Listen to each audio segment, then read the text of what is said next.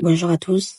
Aujourd'hui, je vais vous expliquer le modèle de gestion des ressources humaines développé par Nizet et Pichot. Ces modèles nous aident à comprendre comment les politiques ressources humaines peuvent être pensées de manière stratégique en lien avec la stratégie globale de l'entreprise. Nous allons voir ensemble les trois logiques fondamentales de ces modèles, illustrées avec des exemples concrets.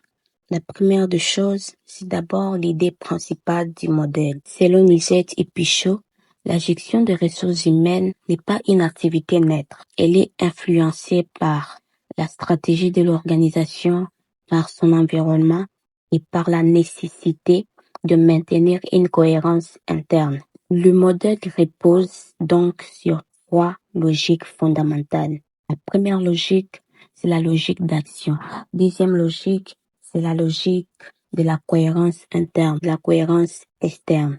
Le trois logiques expliquées. Il y a la logique d'action. Ici, dans la logique d'action, c'est la logique qui fait le lien entre la stratégie de l'entreprise et ses choix en matière de gestion de ressources humaines.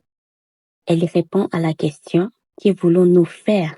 et comment les ressources humaines peuvent y contribuer. Je donne un exemple d'une entreprise qui vise l'innovation, doit recruter des profils créatifs, favoriser la flexibilité et encourager la prise d'initiative. Il y a la cohérence interne. Si la cohérence interne, elle désigne l'alignement entre les différentes pratiques ressources humaines, recrutement, formation, rémunération, gestion de carrière.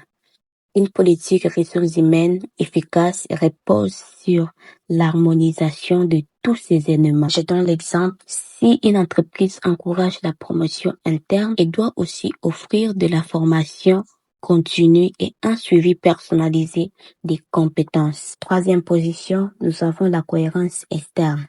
Ici, elle concerne l'adéquation entre les pratiques ressources humaines et l'environnement externe, marché du travail, législation, attentes sociales, culture d'entreprise. Je donne un exemple.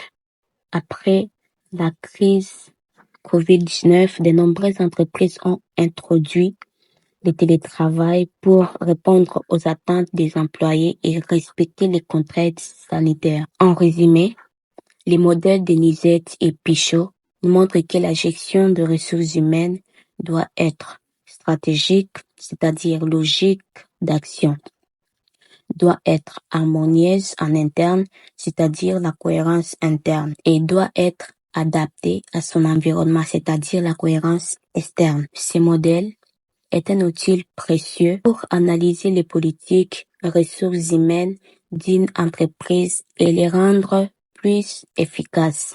C'est tout pour aujourd'hui. Merci de m'avoir suivi.